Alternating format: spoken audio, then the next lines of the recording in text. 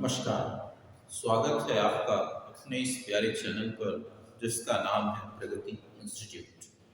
तो जैसा कि हम लोग लगातार अलग अलग कक्षाओं के अलग अलग विषयों पर अध्ययन कर रहे हैं, तो आज हमारा जो विषय है वह रसायन विज्ञान से यानी केमिस्ट्री से संबंधित है। और जो टॉपिक हमारा है वो है मॉलिक्यूलर पोलैरिटी। मॉलिक्यूलर पोलैरिटी यानी आणविक ध्रुवता। यह है आणविक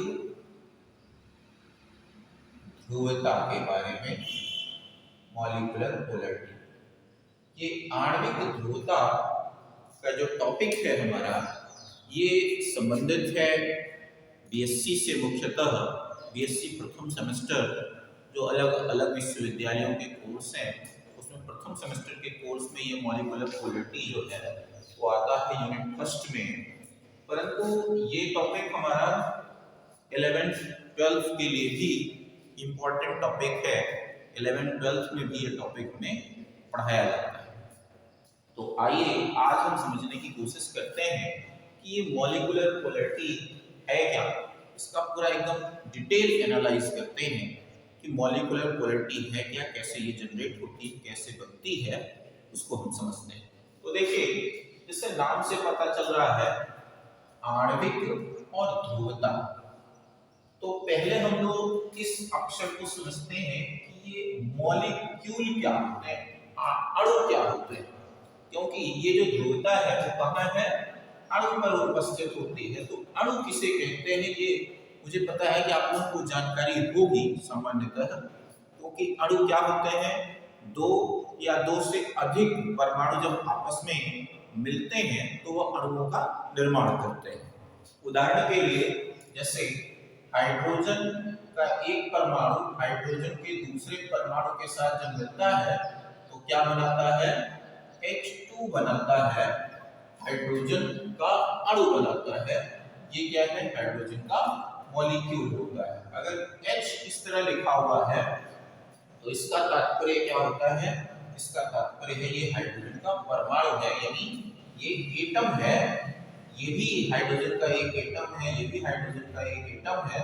और ये दोनों हाइड्रोजन के एटम आपस में मिल जाते हैं, जुड़ जाते हैं और जुड़कर क्या बनाते हैं, हाइड्रोजन का अणु बनाते हैं। हाइड्रोजन अणु रूप में ही ब्रह्मांड में एग्जिस्ट करती है, अणु रूप में ही ये रहते हैं। क्योंकि हाइड्रोजन, ऑक्सीजन इस तरह के जो तत्व होते हैं वो द्विपरमाणु होते हैं, यानी दो परमाणु उनके आपस में जुड़कर अणु रूप में ही विद्यमान रहते हैं। तो ये हमारे अणु है, ऐसे तमाम प्रकार के अणु होते हैं। अब आपके मन में ये प्रश्न बन रहा होगा कि ये जुड़ते क्यों हैं, क्यों ये आपस में मिलते हैं। तो ये मिलने का, बंध बनाने का जो तरीका है वो क्या है, क्यों होता है, इसके बारे में हम लोग एक नेक्स्ट वीडियो, एक अलग वीडियो बनाएंगे जिसमें आपको ये पूरी जानकारी दी जाएगी कि ये आपस में जुड़ते क्यों हैं, ये आपस में बंध क्यों बनाते हैं और कितने प्रकार के बंध बनाते हैं। परंतु अभी सामान्य एक छोटा सा ऐसा ही हम समझ लेते हैं, क्योंकि जब तक वो चीजें समझ नहीं पाएंगे आगे हम लोग जो आणविक ध्रुवता है उसको और अच्छे से हम नहीं समझ पाएंगे। तो देखिए क्या है, हाइड्रोजन जो होता है इसका परमाणु क्रमांक, हाइड्रोजन का परमाणु क्रमांक क्या है, एटॉमिक नंबर इसका, हाइड्रोजन का परमाणु क्रमांक कितना होता है, 1 होता है। यानी इसका एटॉमिक नंबर कितना है, 1 है। यानी अगर परमाणु क्रमांक 1 है, एटॉमिक नंबर 1 है किसी तत्व का, तो इसका तात्पर्य क्या हुआ, तात्पर्य ये हुआ कि उस तत्व के नाभिक में एक प्रोटॉन है और उस तत्व के बाहर कक्षाओं में एक ही इलेक्ट्रॉन है। यानी परमाणु क्रमांक जो होती है वो सीधे सीधे प्रोटॉनों की संख्या और इलेक्ट्रॉनों की संख्या के बराबर होती है। तो इसका मतलब इस हाइड्रोजन में एक प्रोटॉन भी है और एक इलेक्ट्रॉन भी है। तो हाइड्रोजन के बाह्य कोश में एक इलेक्ट्रॉन, ये हाइड्रोजन का परमाणु मान लेते हैं, तो इसमें क्या है, एक इलेक्ट्रॉन ये है, ये इलेक्ट्रॉन क्या कर रहा है, यहाँ पर नाभिक है, इस नाभिक के चारों ओर ये इलेक्ट्रॉन चक्कर लगाता है। ऐसे ही एक दूसरा परमाणु होगा हाइड्रोजन का, जिसमें यही स्थिति होगी। जैसे यहाँ पर देख लेते हैं, ये एक हाइड्रोजन का दूसरा परमाणु है जिसका नाभिक ये है, और इसके बाद उसमें ये एक इलेक्ट्रॉन है जो इसके चक्कर लगा रहा है चारों ओर नाभिक के। अब होगा क्या कि ये हाइड्रोजन और ये भी हाइड्रोजन क्या चाहते हैं, अपने बाह्य कोश में 2 इलेक्ट्रॉन करना चाहते हैं। 2 इलेक्ट्रॉन इनकी अस्थायी व्यवस्था होती है, यानी हर कोई एक सैचुरेटेड लेवल पे आना चाहता है, एक संतृप्त अवस्था में आना चाहता है, एक ऐसी अवस्था जहां पर पहुंचने के बाद उसे फिर और चीजों की आवश्यकता महसूस ना हो। तो यानी यहाँ पर क्या आवश्यकता है, यहाँ आवश्यकता इलेक्ट्रॉनों की होती है। ये जो तत्व है इनको किस चीज की आवश्यकता है, इलेक्ट्रॉनों की आवश्यकता होती है। तो ये एक ऐसा इलेक्ट्रॉनिक सिस्टम पाना चाहते हैं, एक ऐसा इलेक्ट्रॉनिक विन्यास पाना चाहते हैं जिसके बाद फिर ये क्या हो जाए, एक संतृप्त लेवल पे आ जाए। उसके लिए हाइड्रोजन का जो संतृप्त लेवल है, इलेक्ट्रॉनिक विन्यास है, वो क्या है, वो है आउटर मोस्ट शेल में 2 इलेक्ट्रॉन। यानी ये क्या चाहता है, ये भी हाइड्रोजन अपने बाह्य कोश में 2 इलेक्ट्रॉन करना चाहता है और ये भी अपने बाह्य कोश में 2 इलेक्ट्रॉन करना चाहता है। इसके अलावा बहुत सारे ऐसे होते हैं जो ज्यादातर जो क्या चाहते हैं, अपने बाह्य कोश में 8 इलेक्ट्रॉन चाहते हैं कि उनके आउटर मोस्ट शेल में कितने इलेक्ट्रॉन हो जाए, 8 इलेक्ट्रॉन हो जाए, अपना ऑक्टेट पा ले। जो अपना ऑक्टेट पाने के लिए क्या करते हैं, ये किसी दूसरे परमाणु के साथ मिलते हैं, किसी दूसरे परमाणु के साथ बंध बनाते हैं। तो ये हाइड्रोजन का परमाणु और ये दूसरा हाइड्रोजन का परमाणु ये आपस में क्या करेंगे, बॉन्ड बनाएंगे, बंध बनाएंगे, और बंध द्वारा ये क्या कर लेंगे, दोनों अपने बाह्य कोश में 2-2 इलेक्ट्रॉन कर लेंगे। अब ये बंध बनाने की जो प्रक्रिया होती है वो भी आपने पढ़ रखा होगा कि 3 प्रकार की होती है।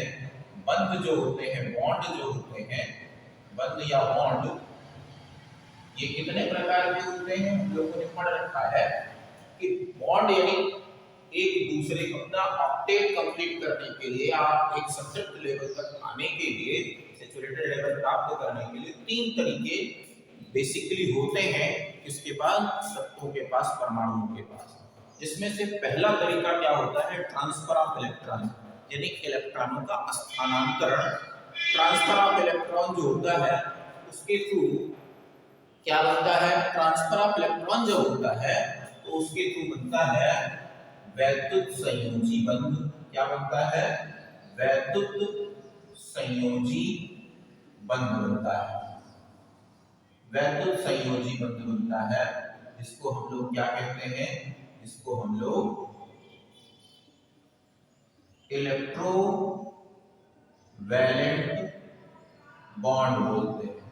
ये इलेक्ट्रोवैलेंट बॉन्ड बनता है, वैद्युत संयोजी बंध बनता है, जो ट्रांसफर ऑफ इलेक्ट्रॉन द्वारा बनता है। यानी एक परमाणु अपना इलेक्ट्रॉन ट्रांसफर करता है दूसरे परमाणु को।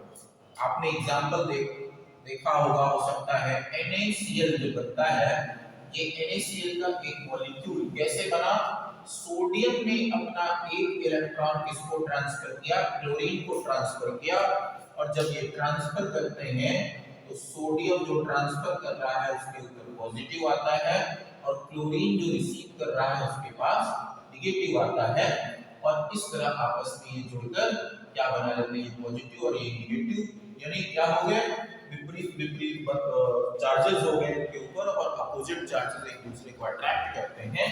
तो सोडियम और क्लोरीन एक दूसरे को अट्रैक्ट करेंगे, और इस अट्रैक्शन को एक लोग क्या कहते हैं, इलेक्ट्रोवैलेंट बॉन्ड कहते हैं, जिससे ये आपस में जुड़ जाते हैं और जुड़कर NaCl बना लेते हैं। तो ये पहला तरीका होता है। तो दूसरा तरीका जो होता है बॉन्ड बनाने का, वो दूसरा तरीका होता है सहसंयोजी बंध।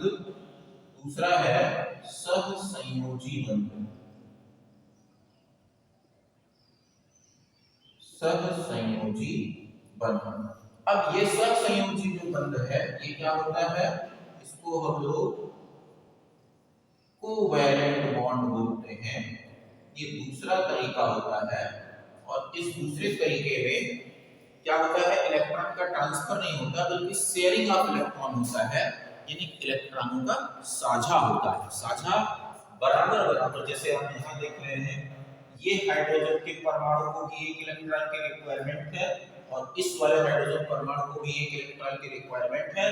तो दोनों क्या करेंगे, आपस में इलेक्ट्रॉनों का साझा कर लेंगे और साझे के फलस्वरूप कुछ ऐसा हो जाएगा, ये हाइड्रोजन का न्यूक्लियस हो गया और ये परमाणु, और ये दूसरा हाइड्रोजन का न्यूक्लियस हो गया और ये दूसरा परमाणु, ये एक एक इलेक्ट्रॉनों का क्या कर ले रहे हैं, शेयरिंग कर ले रहे हैं, साझा कर ले रहे हैं। और इस तरह से इनके बीच क्या बन जाता है, एक बंध बन जाता है। इस बंध को हम लोग क्या कहते हैं, कोवैलेंट बॉन्ड या सहसंयोजी बंध कहते हैं। तो साझे के द्वारा जो बंध बनते हैं उनको हम लोग कोवैलेंट बॉन्ड या सहसंयोजी बंध कहते हैं। एक तीसरे टाइप का बंध होता है जो मतलब होता सहसंयोजी है, पर वो एक विशेष प्रकार का सहसंयोजी होता है, क्योंकि देखिए इसमें क्या हो रहा है, इसमें दोनों परमाणु द्वारा बराबर बराबर इलेक्ट्रॉन शेयर किए जा रहे हैं। ये हाइड्रोजन परमाणु भी एक दे रहा है और ये वाला हाइड्रोजन परमाणु भी एक इलेक्ट्रॉन दे रहा है। जबकि एक तीसरे प्रकार की जो शेयरिंग होती है उसमें कोई एक परमाणु ही इलेक्ट्रॉन का पेयर देता है, दूसरा परमाणु अब सिर्फ उसको रिसीव करता है। तो इस तरह का जो मामला होता है उसको हम लोग तीसरा कहते हैं, वो क्या है, उपसहसंयोजी बंध है, उपसहसंयोजी बंध।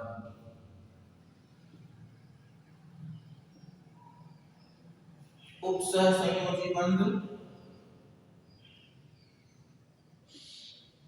ये होता है कोऑर्डिनेट बॉन्ड। ये क्या होता है, कोऑर्डिनेट बॉन्ड होता है, उपसहसंयोजी बंध होता है, जिसमें क्या होता है, साझे का इलेक्ट्रॉन केवल एक परमाणु द्वारा, साझे का इलेक्ट्रॉन युग्म जो है वो किसी एक परमाणु द्वारा ही ट्रांसफर किया जाता है। तो फिलहाल हमारा जो टॉपिक है आणविक ध्रुवता, वो अणु किससे बन रहे हैं, अणु बनते हैं सहसंयोजी बंधों के माध्यम से बनते हैं। तो हम लोग इसके बारे में चर्चा करेंगे, सहसंयोजी बंध के बारे में चर्चा करेंगे और उससे संबंधित हमारा आज का टॉपिक है जो आणविक ध्रुवता है। तो सहसंयोजी बंध में हो क्या रहा है कि परमाणु अपने बाह्य कोश में एक अस्थायी व्यवस्था इलेक्ट्रॉनों की प्राप्त करने के लिए एक दूसरे से बंध बनाते हैं, क्या करते हैं, इलेक्ट्रॉनों का साझा करते हैं। तो जैसा यहाँ आप देख रहे हैं इलेक्ट्रॉनों का साझा हो रहा है और इस साझेदारी द्वारा क्या बनता है, एक सहसंयोजी बंध बनता है। अब ये जो सहसंयोजी बंध बन रहा है, इस सहसंयोजी बंध में दो प्रकार के परमाणु आपस में जुड़ सकते हैं। कभी कभी ऐसा होता है कि दोनों तरफ जो परमाणु जुड़ रहे होते हैं वह दोनों एक ही तत्व के परमाणु होते हैं, जिनकी विद्युत ऋणात्मकताएं सेम हो, जिनकी विद्युत ऋणात्मकता बराबर होगी। विद्युत ऋणात्मकता से तात्पर्य होता है कि इलेक्ट्रॉन को अपनी ओर आकर्षित करने की क्षमता। जिन तत्वों में जितनी अधिक इलेक्ट्रॉन को आकर्षित करने की क्षमता होती है वो उतने अधिक विद्युत ऋणात्मक होते हैं। तो ये हाइड्रोजन और ये हाइड्रोजन दोनों सेम तरह के हैं, एक ही तत्व के परमाणु हैं, तो दोनों की विद्युत ऋणात्मकताएं बराबर होंगी। परंतु कभी-कभी ऐसा होता है कि दोनों तरफ सेम तत्वों के परमाणु नहीं उपस्थित होते। अगर सेम तरह के तत्वों के परमाणु उपस्थित नहीं होंगे तो उनकी विद्युत ऋणात्मकताएं भिन्न भिन्न होंगी। जैसे हमारे पास एक एग्जांपल है, एक उदाहरण है जल का, वाटर का, H2O। ये क्या है, जल है। आप देखिए इसमें क्या है, हाइड्रोजन है और ऑक्सीजन है, दो अलग अलग तत्व उपस्थित हैं। तो देखिए होता क्या है, कैसे ये आपस में जुड़े हुए होते हैं, कैसे ये आपस में बंध बनाए हुए होते हैं। तो देखिए ऑक्सीजन जो है, ऑक्सीजन का परमाणु क्रमांक कितना है, ऑक्सीजन का परमाणु क्रमांक 8 और 8 होने की वजह से एटॉमिक नंबर कितना है, 8 है। तो इसका इलेक्ट्रॉनिक कॉन्फ़िगरेशन अगर हम लिखते हैं तो वो लिखते हैं 2,6, यानी फर्स्ट सेल में 2 इलेक्ट्रॉन्स और सेकंड सेल में 6 इलेक्ट्रॉन। और ये क्या है, आउटर मोस्ट सेल है और आउटर मोस्ट शेल में नंबर ऑफ इलेक्ट्रॉन्स कितने हैं 6 है 6 है। तो आउटर मोस्ट शेल में 6 वाई यानी बाह्य कोश में 6 इलेक्ट्रॉन है। अब ये क्या करना चाहता है ऑक्सीजन जो है वो अपने बाह्य कोश में 8 इलेक्ट्रॉन करना चाहता है क्योंकि इसका सैचुरेशन लेवल क्या है 8 इलेक्ट्रॉन का है। यानी अगर ये अपने आउटर मोस्ट शेल में 8 इलेक्ट्रॉन फुलफिल कर लेता है तो ये सैचुरेट हो जाता है संतृप्त हो जाता है। तो ये 8 करने के लिए इसको रिक्वायरमेंट है कितने की 2 इलेक्ट्रॉन्स की रिक्वायरमेंट होती है।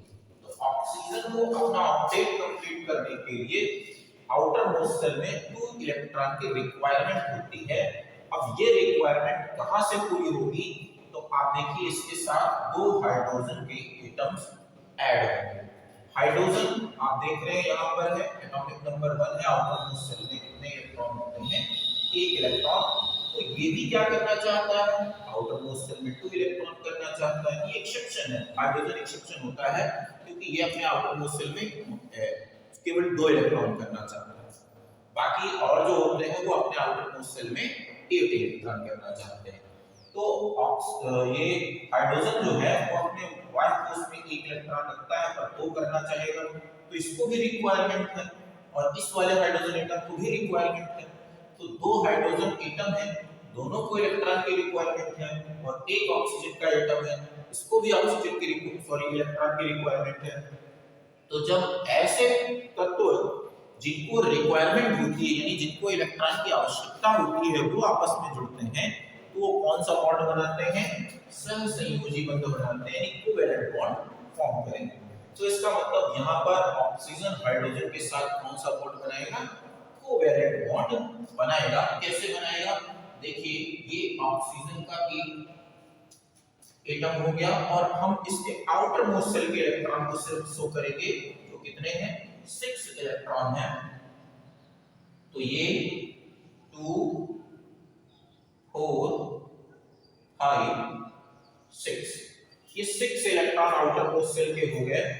अब ये 6 इलेक्ट्रॉन हाइड्रोजन एटम आएगा और ये एक इलेक्ट्रॉन इस हाइड्रोजन एटम का दूसरा इलेक्ट्रॉन इस हाइड्रोजन एटम का और इसके साथ क्या करेंगे ये इसके साथ इस वाले इलेक्ट्रॉन के साथ शेयरिंग करेगा और ये इस इलेक्ट्रॉन के साथ शेयरिंग करेगा।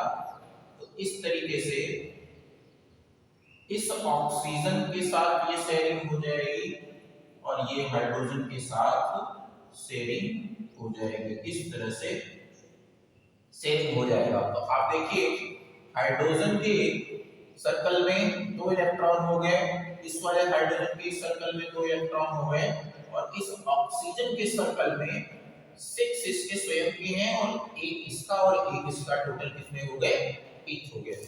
तो इस तरह से ऑक्सीजन का ऑक्टेट कंप्लीट हो रहा है और हाइड्रोजन के डुप्लेट कंप्लीट हो रहे हैं यानी हाइड्रोजन के आउटर मोस्ट शेल में 2 इलेक्ट्रॉन हो जा रहे हैं और ऑक्सीजन के आउटर मोस्ट शेल में 1 इलेक्ट्रॉन। तो यहाँ ऑक्सीजन है और ये ऑक्सीजन हाइड्रोजन के साथ सिंगल बॉन्ड और इधर वाले हाइड्रोजन के साथ ही सिंगल बॉन्ड बना रहा है और साथ में यहाँ पर क्या है ये पेयर ऑफ इलेक्ट्रॉन्स हैं इस तरह से ये। तो ये इस तरह से वाटर का मॉलिक्यूल फॉर्म हुआ होता है। अब एक्चुअल में क्या है कि अगर हम देखें तो ये ऑक्सीजन है और ऑक्सीजन की इलेक्ट्रोनेगेटिविटी हाइड्रोजन के रिस्पेक्ट में हाई होती है ज्यादा यानी ऑक्सीजन क्या है हाइड्रोजन के रिस्पेक्ट में मोर इलेक्ट्रोनेगेटिव होता है। तो अगर ऑक्सीजन ज्यादा इलेक्ट्रोनेगेटिव है तो इसका मतलब क्या हुआ इसका मतलब हुआ कि ऑक्सीजन में हाइड्रोजन के रिस्पेक्ट में इलेक्ट्रॉन को अपनी ओर अट्रैक्ट करने की क्षमता ज्यादा होगी। क्यों क्योंकि ज्यादा इलेक्ट्रोनेगेटिव है। मैंने अभी बताया कि इलेक्ट्रोनेगेटिविटी क्या होती है इलेक्ट्रॉन को अपनी ओर आकर्षित करने की क्षमता। तो जिसकी इलेक्ट्रोनेगेटिविटी ज्यादा यानी वह इलेक्ट्रॉन को अपनी ओर तेजी से आकर्षित कर सकता है। तो यहाँ ऑक्सीजन और हाइड्रोजन में ऑक्सीजन मोर इलेक्ट्रोनेगेटिव है हाइड्रोजन इसके रिस्पेक्ट में कम इलेक्ट्रोनेगेटिव है इसलिए इस वाले ऑक्सीजन में इलेक्ट्रॉन को अपनी ओर खींचने की अपनी ओर आकर्षित करने की क्षमता ज्यादा होती है। तो होगा क्या ये जो साझे के इलेक्ट्रॉन हैं ये दोनों, वो एकदम मिडिल में नहीं होते हैं, यहाँ बीच में होने चाहिए, क्योंकि दोनों का साझा है भाई, साझेदारी हुई है। उस साझेदारी का मतलब क्या, उस पे दोनों का बराबर हक होना चाहिए, दोनों का बराबर हिस्सा होना चाहिए। परंतु क्योंकि ऑक्सीजन हाइड्रोजन के रिस्पेक्ट में ज्यादा इलेक्ट्रोनेगेटिव होता है, इस वजह से इसमें इलेक्ट्रॉन को अपनी ओर आकर्षित करने की क्षमता ज्यादा होती है। तो अगर इलेक्ट्रॉन ज्यादा दबंग है हाइड्रोजन के रिस्पेक्ट में, ऐसा कह सकते हैं, तो ऑक्सीजन ज्यादा दबंग है, इसलिए साझेदारी तो हो गई, पर साझे की जो चीजें हैं उसका ज्यादा इस्तेमाल कौन करना चाहेगा, ऑक्सीजन। क्यों, क्योंकि यह हाइड्रोजन के रिस्पेक्ट में ज्यादा दबंग है, यानी ज्यादा इलेक्ट्रोनेगेटिव है। तो इस वजह से होता क्या है कि ये जो इलेक्ट्रॉन पेयर वाला है, यानी साझे का जो इलेक्ट्रॉन है वो बीच में मिडिल में ना होके वो किसकी ओर खिसक के रहता है, किसके नजदीक रहता है, ऑक्सीजन के नजदीक रहता है। क्यों, क्योंकि ये ज्यादा इलेक्ट्रोनेगेटिव है, इलेक्ट्रोनेगेटिविटी ज्यादा होने की वजह से इलेक्ट्रॉन को अट्रैक्ट करने की पावर ऑक्सीजन में हाइड्रोजन के रिस्पेक्ट में ज्यादा होती है। ऐसे ही यहाँ वाला भी बीच में अगर होना चाहिए, पर बीच में ना होकर वो किसकी ओर खिसक कर रहता है, ऑक्सीजन की तरफ खिसक के रहता है।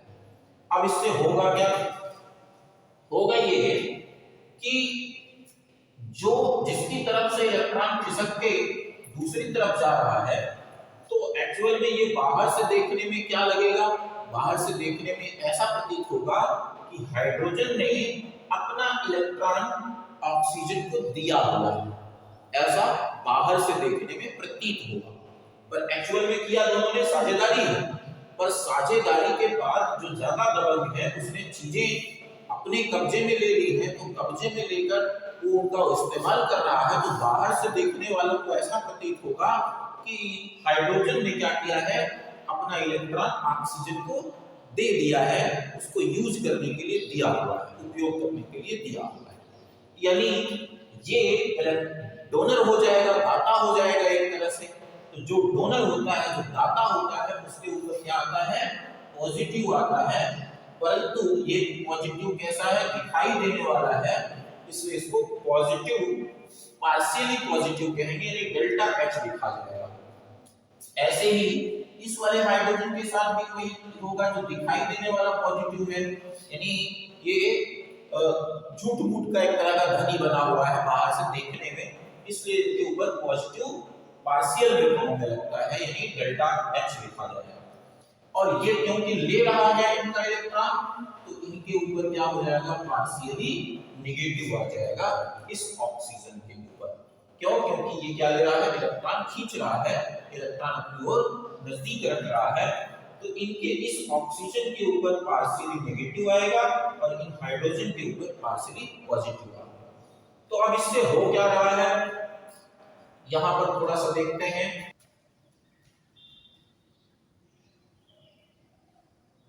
तो देखिए क्या होगा, ये चीज कुछ ऐसा हो जाएगा, ये ऑक्सीजन हो गया, ये हाइड्रोजन हो गया, ये हाइड्रोजन हो गया, इस हाइड्रोजन के ऊपर पार्शियली पॉजिटिव आ जा रहा है, इस भी हाइड्रोजन के ऊपर पार्शियली पॉजिटिव आ जा रहा है, और इस ऑक्सीजन के ऊपर पार्शियली नेगेटिव आ जा रहा है।